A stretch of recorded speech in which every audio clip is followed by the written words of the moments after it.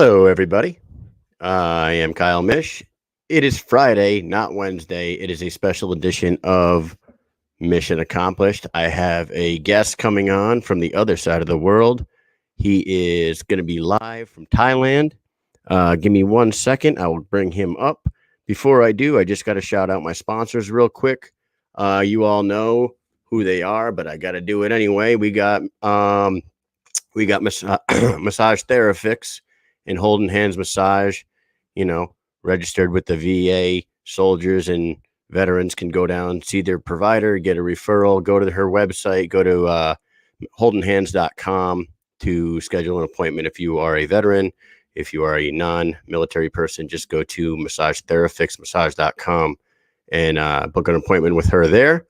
And also, we have Killfoot Clothing, the makers of the Mish'N Accomplished t-shirt. They are veteran-owned, American-made product. They are kick-ass dudes. They are fucking awesome, and the shirts look great. So if you want one, go on, hit me up in my direct message me on Instagram or, shoot me a message on Facebook. Let me know what size you want, what color you want, and I'll get you a shirt in the mail. Right now, we are almost sold out of them bad boys again, which is a good problem to have, I guess. But with that said, why don't we just get the fucking show on the road and bring our guest on? His name is TJ Hellboy Chang, and he is on the other side of the planet. How you doing, What's up, TJ? How are you, sir? I'm good. How's things, mate?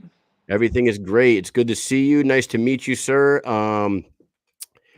You got a big fight coming up, a big rematch with Fabiano Hawthorne. Before we get into that, why don't we introduce you to the world? Because not everybody over here knows who TJ Chang is. You are originally from the UK, correct? That's correct, yeah. I've been in Thailand for the last nearly 10 years now. Wow, so Thailand's your home. Yeah, man, yeah, for sure. Yeah. And what's it like over there? I mean, are you considered royalty over there with the, It's always hot. The food's amazing. There's so much women. Yeah, it's the best place in the world, man. I came here for a holiday, like you say, 10 years ago. Stayed for a month, extended for another month, went home, sold my car, sold my house, and then moved out and just, never looked back. Hell yeah, man. So how did you get your start in combat sports? Were you already doing that back in the UK before you went to Thailand, or was it Thailand that... Boxing for me originated when I used to fight a lot as a kid and get in trouble with the police and my parents and stuff. So they put me into a boxing gym to try and, channel the anger or whatever the saying is. Pretty cool. I was pretty good at it. I liked it. I then boxed at an amateur career. I boxed for the Navy for 3 and a bit years, Royal Navy, and then I moved out to Thailand, obviously, and turned pro. So, yeah. Wow. So I didn't know you were a military guy. That's cool. So how long did you do it? How long were you in the Navy? Over 4 years. 4 years.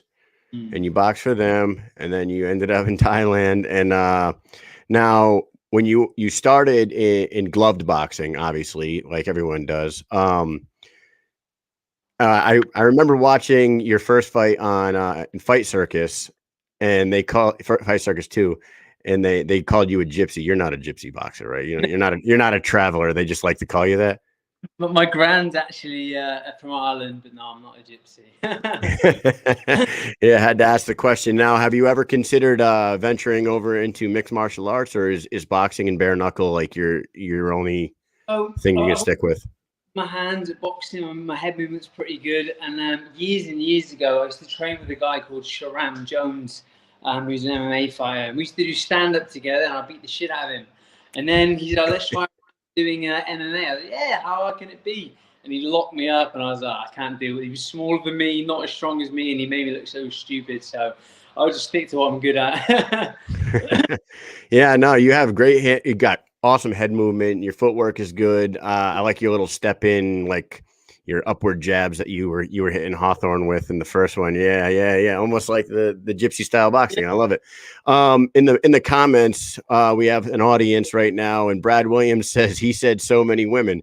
I'm gonna ask you a question. Was it the food, the women, or the scenery that kept you in Thailand? Combine all three. A beautiful combination of all. That is great, man. Is your plan to stick around out there and just continue fighting there, or if the BKFC ever came knocking at your door, would you venture over into the US and fight someone over here? Plan is to get to the States and fight over there, obviously for BKFC. The event that I fight on is under the BKFC sort of rainbow, Right. which means I'm technically already there, but I'm still in Thailand. Once COVID fucks off and I get a couple of knockouts under my belt, I'm going to get in the States. I love it. Once COVID fucks off, dude, we're all waiting for that day. I can't understand. I just hate everything about. But you know what? There are silver linings in everything, and I've been telling this to everyone. Like, I started this show back in November. For years and years, I've been in combat sports, and I love everything about combat sports, and I can talk shit about pretty much everything all day with all my friends. And for years, people have been like, "Why don't you fucking do a show? Why don't you start a podcast or something?" And it took a pandemic for me to actually do it. But you know, I took over my wife's office. I turned it into a studio, and here we are. You know, 5 months later, I'm 50 episodes in, and I've been talking to awesome people like yourself all over the world. Sounds good, man. Really good. Is it good? How many viewers do you get, or sort of audience, or listening, or whatever it is? Usually we get somewhere in the 500 to 1,000 views per episode. We have a couple thousand followers right now on a couple different platforms. It's a work in progress, but we're making the contacts that we need to be making. We're growing the audience one day at a time, and people really seem to be enjoying the conversation on here. So I've had a lot of repeat fighters coming back for a second, third trip already. They just have a good time. Maybe I'm just a fucking fun guy. I don't know. So let's talk a little bit about, okay, before we get into Bare Knuckle Kingdom, which I know Bare Knuckle Kingdom is under the BKFC umbrella. And I was wondering how that works. Are you going to be like worked into the rankings with the BKFC? We'll figure that out as the rankings come out. But yeah, I'm not too sure. I don't think my ratings are under the BKFC. I think it's completely separate. It's under the same umbrella, get off, Fred. But I don't think. Yeah, if I go to fight in the States, I'll be making my debut. That's what I believe anyway. Go. What kind of dog you got over there? I got 2 British bulldogs. Oh shit, Davy Boy Smith and the Dynamite Kid. Yeah. Hey. Sure. So before we get into BKK, I got to ask you about Fight Circus, dude. I didn't even know what Fight Circus was until I watched BKK. When I watched the first Bare Knuckle Kingdom, they were previewing Fight Circus, and I went back and I watched a bunch of like. Tell me about your first experience with Fight Circus, and we got to talk a little bit about John Nutt. That guy seems like a crazy man. Absolute legend. He's a genius. He's hilarious. He's got this new Fight Circus. I believe is going to be the future of combat sports because it's just crazy, stupid shit that you never think to do.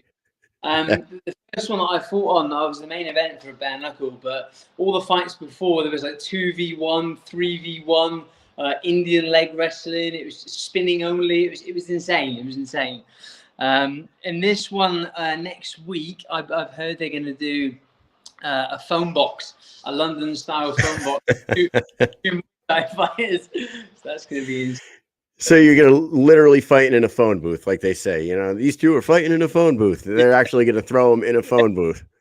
Oh my God, that's great. For those who have not watched Fight Circus, I'm talking bare knuckle, Muay Thai, midgets in superhero costumes, hot women in bikinis, John Nutt saying the craziest shit you could possibly think in the ring. It's brought to you by Cam Soda. It's like everything about it is so wild, and I love it, dude. It's great. Indian leg wrestling, 2-on-1s. They had a heavyweight fight 3 guys at once, right?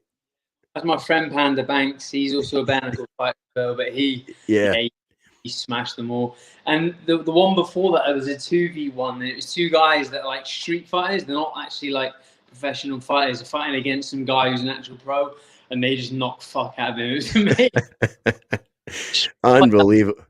You know. And is that all a John Nutt creation? Was that all his genius that brought all that together? If you ever meet him and speak to him, like you can see where he gets all his ideas from because he's just so out there, and yeah, he's a genius, man. Funny guy, really nice guy as well. Right. Yeah. We have a second show on Thursday nights. Usually this show takes place on Wednesday nights. Thursday nights we have the Mike and Mish show where me and my buddy have another similar show to that. We do way more like crazy shit on that show. But we're gonna try to get John Nutt on there because I feel like that would be a hell of a conversation.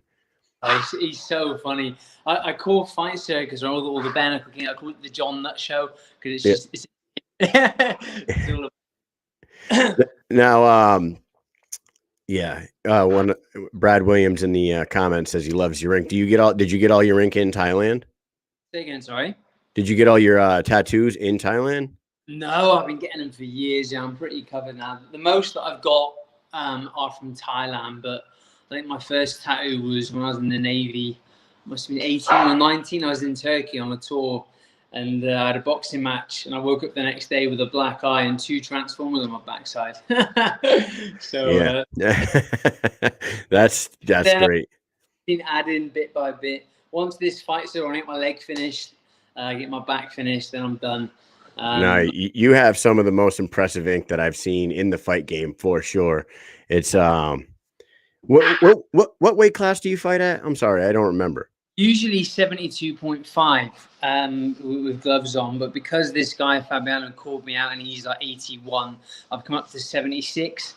So I think today I was 77. So next week I don't have to cut any weight. I haven't got to go running or in the steam room or sauna, which makes life so much easier, especially fighting in the heat. It was like 45 degrees last time. It was crazy. It was crazy hot. So if I don't have to cut any weight this time, you know, I'll be hydrated and ready. It should make a huge difference. So you would, for the Americans out here that are watching the show, that's about 160 pounds, correct? 155, 160 pounds in that range? Yeah. Okay, so I'm like, and what I'm doing here is this is how my mind's working. I'm like sizing you up with guys that are in the BKFC right now, the Louis Palominos and the Tyler Goodjohns of the world, and I'm like trying to picture you and Goodjohn like this in the middle of a BKFC ring. It's actually you bring up Goodjohn because about 2 years ago, before I even knew what bare knuckle was, my best friend Liam, who I grew up with, used to tag me as Tyler Goodjohn on Facebook and other social media platforms, saying, "Oh, this guy reminds me of you." And we used to fight back in the UK, like out on a night out, head movement and just cocky and arrogant. And then I started doing the bare knuckle, and I've been following him, man. He's an absolute inspiration. He's wicked. For me, I think Tyler is probably the best bare knuckle fighter there is at the moment, for sure. Yeah, that's great. I mean, he's making his return back to the BKFC after a little hiatus. I don't know, something fell through with them. They were a little on a rocky relationship for a minute there, but they figured it out like an old married couple. And now he's getting back into squared circle. All right, so let's talk about Fabiano Hawthorne. You guys fought about a month ago at BKK 1. Yeah. First of all, before we get into the fight, what was it like fighting up on that hill in the direct sunlight? It looked like you got from the start of your fight to the end of your fight, it looked like you got a sunburn. I had sunstroke, but, you know, I can't use the sun as an excuse because he was fighting in the same heat, but he's Brazilian. He doesn't drink. He trains like 24/7. So I think it was more of a shock than anything. All the clinching, the heat was just, like I said, it was 45 degrees. It was midday. It was insane. But that aside, if you look at the videos and the pictures, hey, shush. If you look at the videos, look at the videos and the pictures, it looks unbelievable, paradise. So that's obviously what they were going for to impress the Americans. You know, paradise in Thailand, the view and stuff. But yeah, it's definitely hard work fighting in that sun. Wait. Yeah, man, that whole production was wild up on the hill, direct sunlight. It looked like it was. I actually looked at while I was watching. I'm like, man, I got on Google and looked up the current weather in Thailand, and it was like 10:30 in the morning where you were at, right? 10:30 in the morning. Does that sound about right? 12, 11 in the morning. About midday, just over. Yeah. But it was like it said 96 degrees with 75% humidity, so it felt like it was 110. I'm like, holy shit, man. Are they going to do the BKK 2 in the same location, on the same hill, in the same sun, or are they going to put a canopy over you guys? What's going on with that? I think they're going to play it by ear for the fight circus next week. I know they've moved the ring apparently in more shaded area, but it's still on that cliff face. But if someone passes out or gets sunstruck like I did, or whatever, throws up or whatever, I think they were mentioning getting like a canopy or some sort of shade structure. But yeah, I don't think they're keen on doing it because they like the view and obviously the picture. Thing. It looks like you guys are fighting in paradise with the scenery behind it and the ocean and blue water and all that stuff. It did look awesome. The women look good. John Nutt went from dry to sweating through all of his clothes by the end of the show. It was crazy. New York Tutors in the comments says, who has better taunts, you or Max Holloway? Who's better taunts? Taunts, yeah. Me, I'm the king at talking shit. Called Hellboy because I talk shit and then back up when I get in the ring. That's great, man. I like getting inside someone's head, even at the weigh-in. I'll try and kiss them or just stupid stuff. Just I tag them on social media and just absolutely embarrass them and get them angry. For me, anything that gets said, any shit that gets talked for me, I don't care because it's like water off a duck's back. But for me and them, yeah, I like to get under this, get in their head. Yeah. Well, it seemed like you and Hawthorne had some decent beef going into the first fight. Was that all drummed up by you talking shit and him not liking that, or did you guys have because he's sort of known in Thailand as well, right? He fought at Fight Circus. He had a few fights over there. So you're more of the local boy being there for 10 years, but where did the animosity come from between you and him? So when I first fought Bare Knuckle in December against that Thai guy, he was there doing one of the spinning or kicking only Fight Circus thing. We met there, and John Nutt, because he's clever, got us to weigh in and face off because he knew we were going to fight. Obviously, in the future, I didn't have a clue. But we were friends at one point, and then me, being the dickhead that I am, just got into his head. I put a picture from his Facebook, put it on my Facebook saying, I'm no doctor, but I know midlife crisis when I see one. And obviously just shit hit the fan. But now, just so you understand where we are, I was giving him more and more shit after the fight before. And then, yeah, so he accepted the rematch. Which originally he said no to, so I was screwing. So I posted loads of shit, giving him shit. And then once he accepted it, I messaged him, listen, man, I'm really sorry for everything. I'm nothing but respect for anyone that's bare knuckle. I was just getting, it was the build up, trying to get a reaction. So now, I'm not best mates, but we're civil. So I'm going to behave myself for the build up for the next week. Well, you got to sell the fight, and like promoters got to love a guy like yourself because, honestly, the guys obviously loved the shit out of you over there. When the fucking dude, when I was watching the first Fight Circus fight with you, and the commentator was like, look at how handsome this guy is. I would lick the sweat out of his ass. I was like, what the fuck? It's like, dude, what did I just hear? Unbelievable. They gotta love a guy like you because you got the look, you got the tattoos, you talk shit, you could sell a fight, and that's like every promoter's dream. So I don't see why they wouldn't want to throw you in main events and co-main events left and right. So this is what I'm hoping. Obviously, this is what I play on. That's because of my persona and the Hellboy image. But I'm hoping that BKFC, after I knock this guy out next week, will be knocking on the door. Once COVID fucks off, I can move to the States and it's either there or go back to the UK for BKB, but I left the UK for a reason. It's shit. So it's pretty cool that Hawthorne did take the rematch, even though you had to like shit talk him into taking the rematch, because in that first fight, I had you winning it going into the 5th round, and then you had the heat stroke in between the 4th and the 5th round, unfortunately, because of the weather and the heat and whatnot. But right, you felt like you were winning that fight. You were clipping him. Your head movement was great. You were picking him apart a little bit. He was getting you with some shots too, but it seemed like you were getting the better of him. And then what happened. Now for you to be winning that fight and then him kind of like getting the victory on a technicality because you you fell out. He didn't have to take that rematch. That's pretty cool of him. Sure. This is why I thanked them the other day. Like, obviously, all the bullshit we've been talking, but that aside, anybody who gets in a bare knuckle ring deserves respect, you know, because and this is the reason why my trainer, my coach at the time, my cornerman, was telling me to get up for the fit. Just 2 minutes, just jab and move. But in my head, I was thinking, if I stand up and get knocked out, you know, because my hands can't come up or whatever the reason is, I'd rather lose by me giving up, which is shit, but I'm going to haunt me for life. But rather than getting knocked out, because he'd never take the rematch then. So even though it's something that's been bugging me, you know, I didn't really train properly for that fight. I was drinking the week before, just stupid.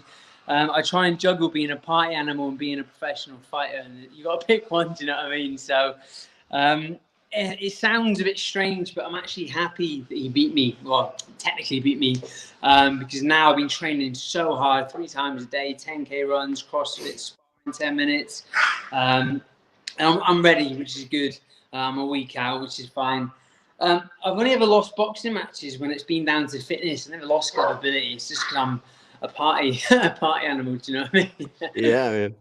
I would imagine the party life out in where in Thailand do you live? Bangkok?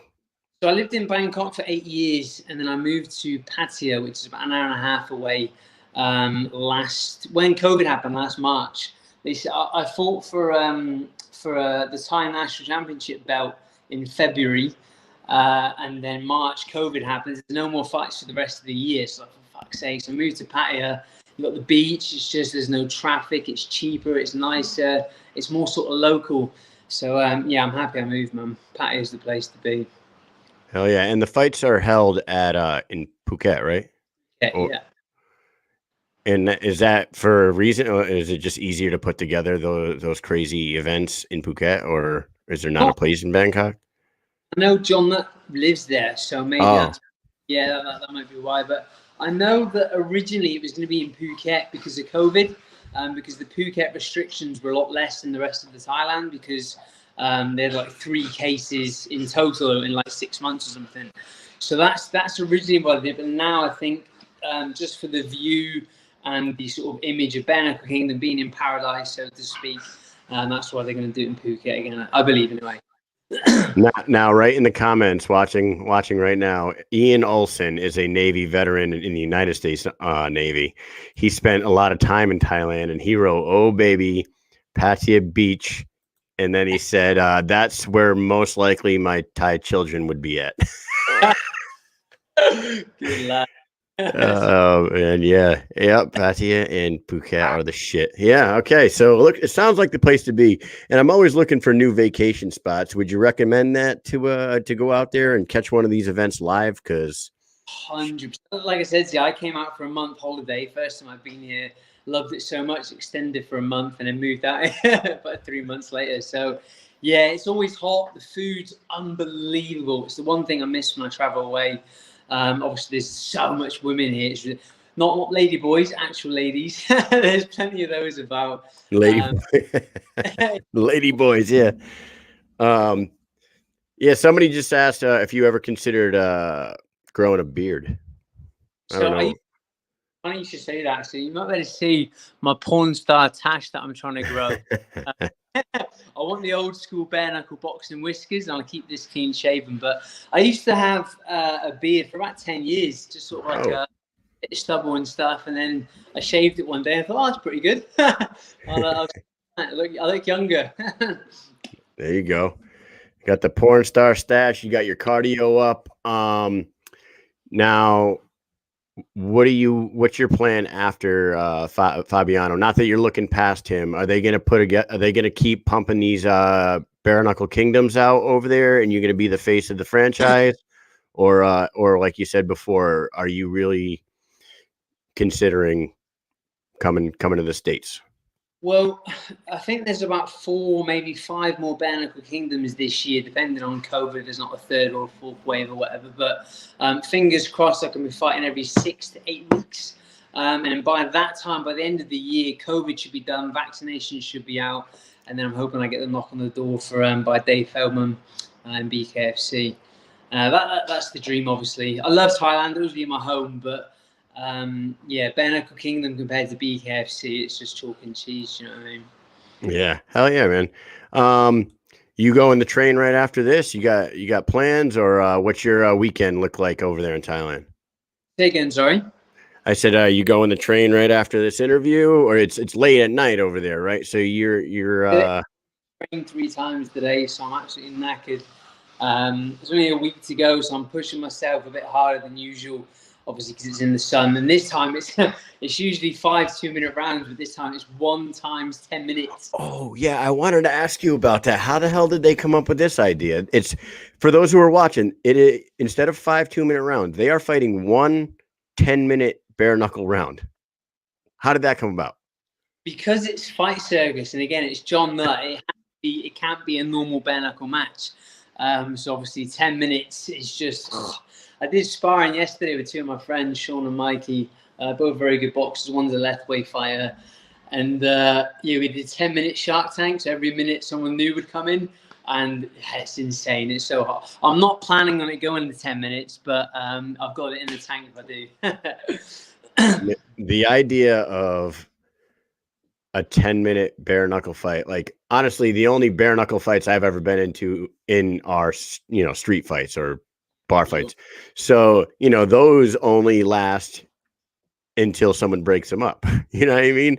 Like the longest fist fight you get in a street is usually a minute, if that. You know what I mean? So like, but I did wrestle back in the day, so I know cardio. I can't even imagine 1 10-minute round, man. God bless you two. Like, minutes is an issue, but it's the sun. If it was 10 minutes in aircon like usual, it'd be fine. But the sun, it's not. So I've been running in the sun at midday, training at 1 o'clock to try and like get used to the heat. But yeah, it's definitely something different. Fucking 10 minutes, 10 minutes. That has just been that's nuts, man. Has that ever happened? I mean, like, have they ever done that before? 1 10-minute round? I don't know. It's just crazy. They did it with Lethway before, I believe, like an unlimited time, just first one to get knocked out or quit or whatever. I think Fabiano actually fought in that in Lethway, maybe Moise, I'm not too sure. But that was like 17 minutes they fought for, something stupid. Jesus. Yeah, it was just insane. I know like the early years of UFC, they didn't have time limits. Do you remember that? Like, I don't know if you watched a lot of UFC back in the day, but I think it was like Dan Severn and Royce Gracie went for about 30 minutes or 40 minutes. It was like some unbelievably long MMA fight, and Royce Gracie ended up winning it. But it just sounds like a nightmare to me. Don't go giving John that any ideas. If I win this one, he might give me on a 30-minute one the next. All right, man. Well, so what we do on this show to like get people to know the personality of the fighters and everything. Usually, what I do on this show and on Wednesday nights, because I'm full time in the military, so I've been in the Army for 20 years, and this is a show called Mish'N Accomplished that we have combat sports figures and combat veterans on. Usually, right following you would be a veteran, and like we'd shoot the shit about some military shit afterwards. But lo and behold, I got a veteran right here in front of me, so that's cool, man. Very cool. Thank you for your service as well. But we don't like to just talk sports. We don't just talk fighting. We try to I ask some wild ass questions to get to know the personality of the fighter. So do you want to do that? Yeah, do it, man. Hell yeah. We're going to do it's called the speed round. We're going to do the speed round with the man himself, Hellboy, TJ Chang. Here we go. Numero uno. What's the best food to eat when visiting Thailand? Pad Kapow Guy, which is chicken, basil, and garlic, and it's unbelievable. All right. Well, I'm going to keep that in mind for when I come out there and watch a BKK. You know what I mean? What is the wildest thing that you have ever seen happen in Bangkok, Thailand? 2 lady boys beating the fuck out of 3 guys. 2 lady boys beating the fuck out of 3 guys? There's a street called Soy Cowboy, like the walking street, the sort of party and prostitute district. And there's a lady boy there, and I walked past it, and there was 2 lady boys just beating the fuck out of these 3 Western guys. They're a bit older, but Yeah, that was quite funny to watch. Dude, it's fucking hilarious that you're talking about that. Like, you live out there, and like you hear people talk about, lady boys in Thailand, and you never know if that's like true or that's just some dumb shit that they say about it, but obviously it's true. I've been here for 10 years and I still can't get my fucking head around it because born a man, why did you get fake boobs? It's insane. I don't understand it, and they're all fucking massive because they take steroids to get the female hormone, so they're all really tall and massive hands and big fucking like pit bull heads. Scary people. All right, so you could tell which ones are the lady boys, so you don't get too drunk one night and make a mistake, right? So there's a rule that I learned after about 2 or 3 years that if you think, is that a lady boy? It fucking is. If you think it is. That's awesome, dude. All right. Number 3, what's a hobby of yours that might surprise some people? I like to play chess. That might surprise you. Oh, nice. And was that something that came from your time in the military, or were you playing chess your whole life? But I started playing with my gran years when I was a kid and just fell in love with it. And she's a very intelligent woman and taught me how to play and stuff. And obviously, when I was in the Navy and you're away for 6 months, playing a game of chess once a day sort of kills sometimes, you know what I mean? So hell yeah, man. That's awesome. I used to know how to play chess, and I probably could pick it back up, but I haven't probably played since freaking high school, man, 20-something years ago. What is your favorite vacation spot? You live in a destination, so what would be your next favorite place to go? So my favorite vacation place is Bali. Have you heard of Bali before? No, Bali? Yeah. Yeah, I've heard of Bali. Yep. Basically, it's like Thailand. It's hot, but the culture is so different. It's nice. Because I've been here for so long, I understand the language. I've been here for, when I go to Phuket for a holiday, it doesn't feel like a holiday. Whereas Bali's a new country, I don't understand the language, and just it's a really cool place, man. So Bali for sure. Now, if I was to go, would I have to bring like a shit ton of money if I went on vacation in Thailand, or could you have a pretty good time on a tight budget? So if you don't drink, it's pretty cheap here. Food's like in dollars, probably like $2 for a meal, which is unbelievable. Oh wow! Yeah. Maybe actually, I don't know what the exchange rate is now, but drinks are quite expensive. Cost of living's really cheap. Petrol is just. I think I spend 70 baht every 3 days, which is about $1.50 or something stupid. Jesus. Yeah, so it's so cheap. But then on the flip side of that. Cars have like a 200% import tax. So if you want a Porsche or any car at all, it's just stupidly expensive compared to anywhere else in the world. But that's the only sort of expensive thing. Drink, cars, and women, depending what you like. All right. What is the largest animal that you think you could kill with your bare hands? Ooh. That's a strange question. What the? A kangaroo. I like to box a kangaroo. Dude, that's a great answer. No, you know what? This is one of my go-to questions for all the fighters, and a lot of them will be like, "Oh, I don't know, maybe a dog or maybe something like that." A kangaroo, that's a fucking hell. They stand on their tail and like proper box. So yeah, I love that. I always say a mountain lion. I feel like if I could get the back of a mountain lion, I could choke it to death. But I just gotta avoid those front claws and not get bit first. If I get its back, that motherfucker's dead. All right. On a scale of 1 to 10, how crazy is John Nutt? If 10 is like, section for having a mental disorder, he's about an 8. He's a lovely, normal guy, but he's just so out there and he's just a funny guy to be around. So yeah, I'd say about an 8, maybe a 9 if he's drunk. A solid 8. People in the comments, Brad Williams said he also said a kangaroo. Ian said the largest animal he could kill is a ladyboy. I doubt it. Crazy, real hard and massive and 6'5" and massive arms. Juice, all on juice and shit. Oh, that's fun, hilarious. All right, finish this sentence. The world would be a better place if I wasn't fighting for 10 minutes.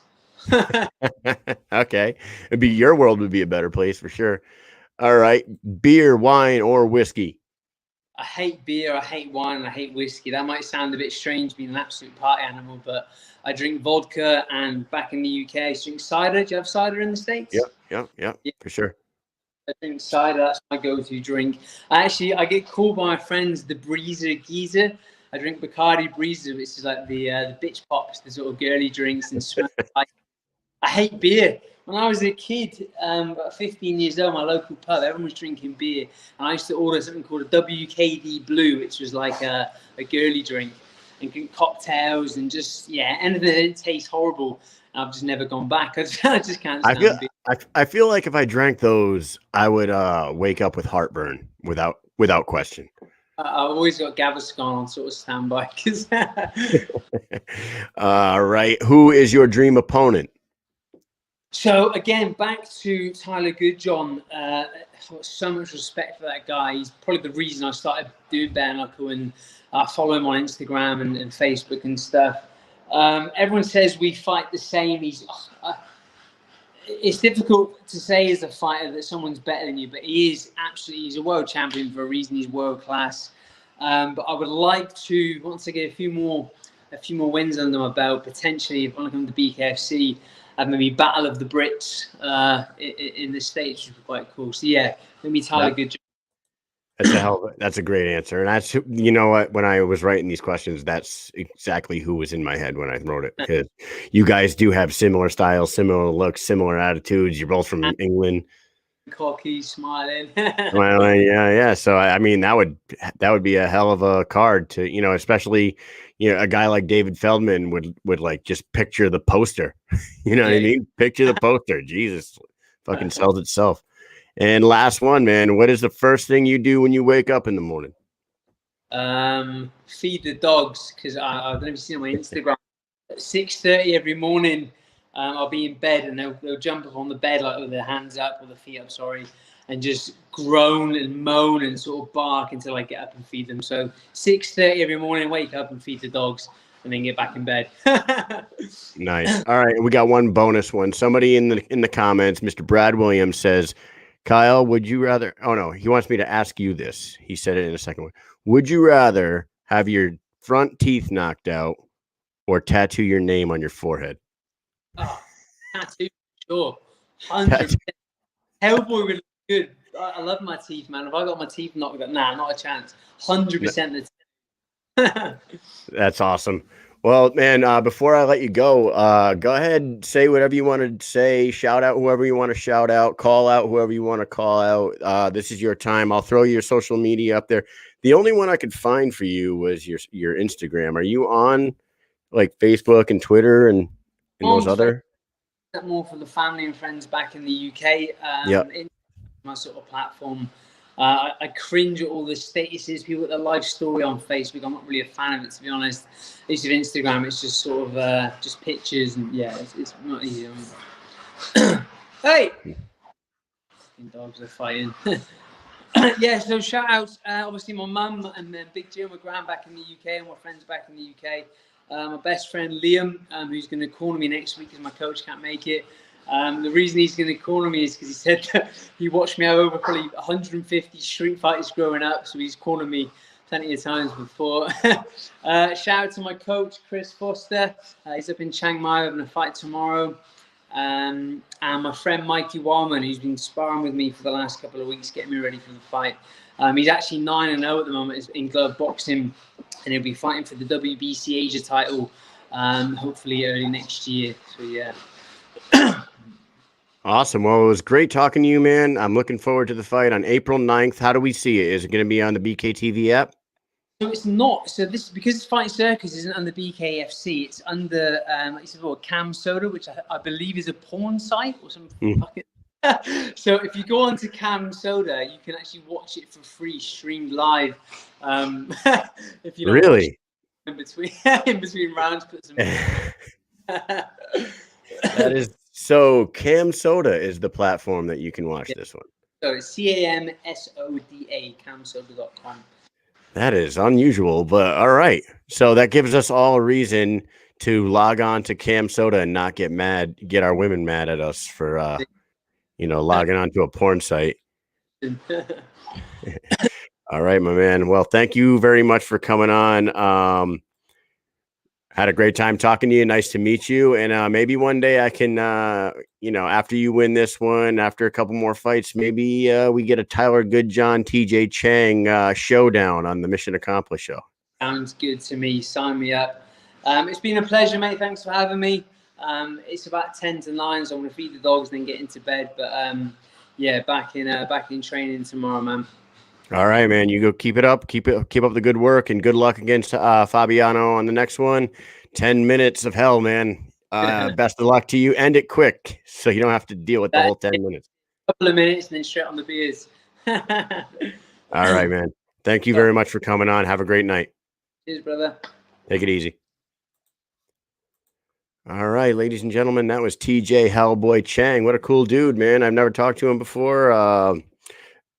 Seems like a fun guy, like for real. I would love to go out to Thailand. And if you guys have not seen one of these fight circus, these fight circus cards are crazy. They're really crazy. Like he was saying it earlier, they have like 2-on-1s, 3-on-1s, bare knuckle. They'll put like a heavyweight against like 3 flyweights. They'll have Indian leg wrestling where like two women will lay down on the floor. They'll go 1, 2, 3 with their legs. And then on the third one, their legs lock, and whoever can like pull the other one down wins. Like Indian leg wrestling. He said they're going to have a phone booth fight where they actually are going to have a phone booth in the ring and they're going to fight in a phone booth. That's fucking crazy. Yeah, man. So I had a good time talking to TJ. Log on to Cam Soda and try to catch that fight next week. That's going to be it for now. Thank you all for tuning in on this Good Friday. I'm probably going to go live very shortly for a short chat with my boy Leo. So stay tuned for that. If I don't, you guys have a great Good Friday and a good Easter. All right. Enjoy your families. Have a good night.